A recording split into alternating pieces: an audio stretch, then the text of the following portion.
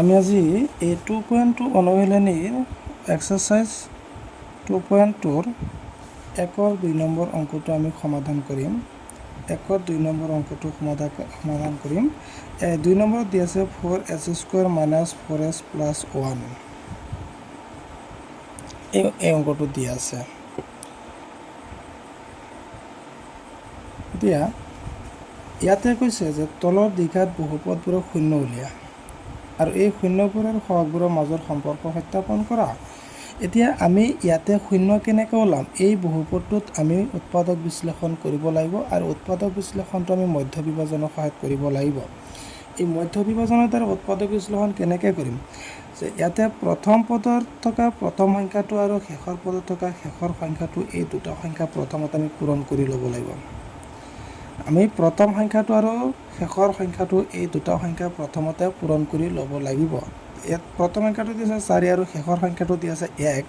এই 4 আৰু 1 পূৰণ কৰিলে পাম আমি 4 আৰু 1 পূৰণ কৰিলে পাম 4। 4ৰ মাজত এনেকুৱা দুটা সংখ্যা পূৰণ কৰিম যাতে পূৰণ কৰিলে 4 মিলে আৰু যোগ বা বিয়োগ কৰিলে সেই সংখ্যা দুটা যোগ বা বিয়োগ কৰিলে এই মাজৰ -4টো মিলি যায়।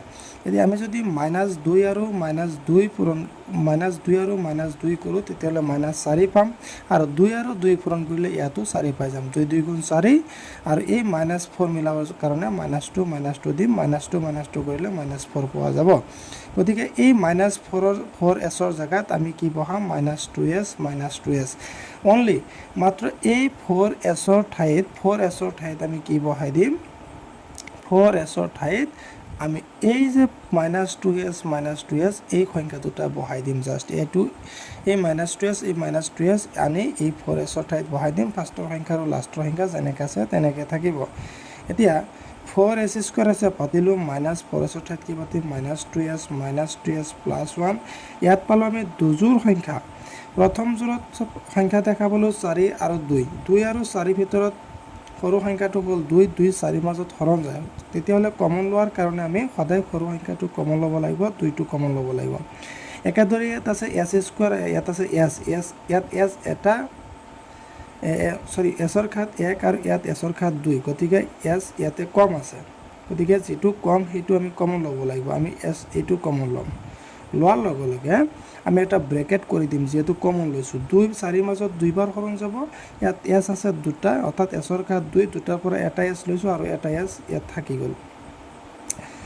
আৰু যিটো থাকি গ'ল এইটো আমি ব্ৰেকেটৰ মাজত লিখিব লাগিব। মাইনাছ আছে, মাইনাছ দিলোঁ। এতিয়া 2sৰ ভিতৰত একবাৰ হৰণ যাব। এইবাৰ লক্ষ্য কৰিব লাগিব যে আমি কমন লোৱাৰ পিছত ব্ৰেকেটৰ মাজত যিখিনি সংখ্যা পালোঁ, এই সংখ্যাৰ লগত এই সোঁফালৰ সংখ্যাখিনি মিলি গৈছে। ইয়াতো 2s আছে, ইয়াতো 2s আছে, ইয়াতো 1 আছে, 1 আছে। গতিকে এইখিনি মিলি যোৱাৰ লগে লগে আমি ইয়াত মাত্ৰ 1 কমন ল'ব পাৰিম। এই মাইনাছ চিন আছে, মাইনাছ চিনটো দিলোঁ। ইয়াত জাষ্ট 1 কমন যাব আৰু বাকীখিনি যিটো সংখ্যা আছে সেই সংখ্যাটো বহাই দিব লাগিব। 2s আছে, 2s দিলোঁ। ইয়াত প্লাছটো মিলাবৰ কাৰণে ইয়াত মাইনাছ চিন দিব লাগিব, কাৰণ এই মাইনাছেৰে ইয়াতে মাইনাছ পূৰণ কৰিলে ইয়াতে প্লাছ পোৱা যাব। মাইনাছে প্লাছ। 1 1ৰ ভিতৰত একবাৰ হৰণ যাব। এই দুইটা ব্ৰেকেটৰ সংখ্যা মিলি গৈছে, তাৰমানে আমাৰ অংকটো সম্পূৰ্ণ শুদ্ধ। এতিয়া আমি কি কৰিম যে এই দুটা ব্ৰেকেটৰ পৰা এটা সংখ্যা কমন ল'ম। আমি এই দুটাৰ পৰা এটা ল'ম আৰু যি দুটা সংখ্যা ব্ৰেকেটৰ বাহিৰত আছে এই দুটা সংখ্যা আমি অন্য এটা ব্ৰেকেট কৰি লিখিম। এই 2s লিখিলোঁ, -1 আছে দিলোঁ। এতিয়া ইয়াৰ পৰা আমি শূন্যৰ মান ওলাব পাৰিম। এই যে 2s - 1 = 0 এটা লিখিম আৰু এই 2s - 1 = 0 এটা লিখিম। এতিয়া এই 2s ৰাখি দিলোঁ আৰু 1টো সমান চিনৰ সোঁফাললৈ গ'লোঁ। মাইনাছত আছে কি হ'ব? প্লাছত হ'ব। এতিয়া sৰ লগত 2টো পূৰণ হৈ আছে। 2টো সমান চিনৰ সোঁফাললৈ যোৱাৰ লগে লগে পূৰণ উল্টি হৰণ হ'ব। s থাকি গ'ল। ইয়াত 1 পাতিলোঁ। এতিয়া sৰ লগত 2 পূৰণ হৈ আছে সমান চিনৰ বাওঁফালে। গতিকে সমান চিনৰ সোঁফালে লৈ যোৱাৰ লগে লগে পূৰণ উল্টি হৰণ হৈ যাব, অৰ্থাৎ sৰ মান 1/2 পালোঁ। একেদৰে এইখিনি কৰিম। 2s আছে পাতিলোঁ। তাৰপিছত 2s আছে পাতিলোঁ।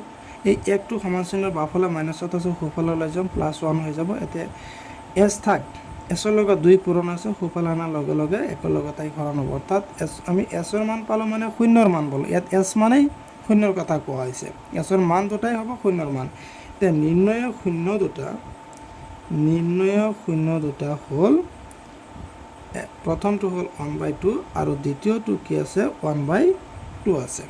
এতিয়া এই শূন্য দুটা আৰু ইয়াতে বহুপদত থকা সহগবোৰৰ মাজৰ সম্পৰ্ক পৰীক্ষা কৰিব লাগিব। সত্যাপন পৰীক্ষা কৰা মানে প্ৰমাণ কৰা বা সত্যাপন কৰা। ইয়াত দুটা নিয়ম আছে। এটা হ'ল শূন্য দুটাৰ যোগফল, শূন্য দুটাৰ যোগফল শূন্য দুটাৰ যোগফল কোৱাৰ লগে লগে ইয়াত যি দুটা শূন্য পাইছোঁ এই দুটা আমি যোগ কৰি ল'ব লাগিব। এটা হ'ল 1/2 আৰু এটা হ'ল 1/2, এই দুটা যোগ কৰিব লাগিব যিহেতু যোগফল ওলাই আছোঁ। এতিয়া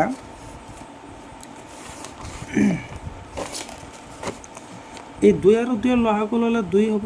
2 2ত একবাৰ হৰণ যায়, একেদি ওপৰে এক পূৰণ কৰিলে 1 প্লাছ আছে দিলোঁ 2 2ত একবাৰ হৰণ যায়, এই একেদি ওপৰে এক পূৰণ কৰিলে 1, গতিকে 1 আৰু 1 যোগ কৰিলে 2, তলত আছে 2। এতিয়া এই যে 2/2 মানে 2 2ত একবাৰ, গতিকে আমি 1 পালোঁ। এই 1ৰ তলত মনে মনে 1 আছে। এতিয়া আমি যোগফলৰ সূত্ৰটো পাইছোঁ মাইনাছ এক্সৰ সহগ, এক্সৰ সলনি ইয়াত আছে এছ, ইয়াত এক্সৰ সলনি আছে এছ, অৰ্থাৎ এছৰ সহগ বাই এছ স্কুৱেৰৰ সহগ, এছ স্কুৱেৰৰ সহগ। আৰু এটা হ'ল শূন্য দুটাৰ পূৰণফল, আৰু এটা হ'ল শূন্য দুটাৰ পূৰণফল, শূন্য দুটাৰ পূৰণফল। শূন্য দুটা আছিল 1/2 আৰু এটা হ'ল 1/2, দুটা কি কৰিব লাগিব পূৰণ কৰিব লাগিব। এতিয়া তলৰটো পূৰণ কৰি দিম, 2 2 গুণ 4, ওপৰত দুটা সংখ্যা পূৰণ কৰি দিম, 1 1 গুণ 1। এতিয়া 1টো কি? 1টো হ'ল ইয়াতে বহুপদত আছে, 1টো হ'ল ধ্ৰুৱক সংখ্যা, 1টোৰ লগত কোনো চলক ৰাশি নাই, ইংৰাজী কোনো বৰ্ণমালা নাই। যিটো সংখ্যাৰ লগত ইংৰাজী কোনো বৰ্ণমালা নাই, মাত্ৰ সংখ্যাটো নিৰ্দিষ্ট সংখ্যাটো তাক কয় ধ্ৰুৱক। গতিকে 1টো হ'ল ধ্ৰুৱক আৰু তলত আছে 4, 4টো হ'ল এছ স্কুৱেৰৰ সহগ, অৰ্থাৎ এছ স্কুৱেৰৰ লগত 4 আছে, 4 আছে, গতিকে এছ স্কুৱেৰৰ লগত যিটো সংখ্যা আছে সেইটো হ'ব এছ স্কুৱেৰৰ সহগ। গতিকে 4 হৈছে এছ স্কুৱেৰৰ সহগ। এতিয়া 4 আছে, 4 হ'ল এছ স্কুৱেৰৰ সহগ। গতিকে আমাৰ অংকটো শূন্য দুটা ওলাইছোঁ আৰু আমাক সত্যাপন কৰিব দিছে শূন্য দুটা আৰু বহুপদটোৰ সহগৰ মাজৰ সম্পৰ্ক পৰীক্ষা কৰিব লাগে। আমাৰ সম্পূৰ্ণ এইটো হৈ গ'ল।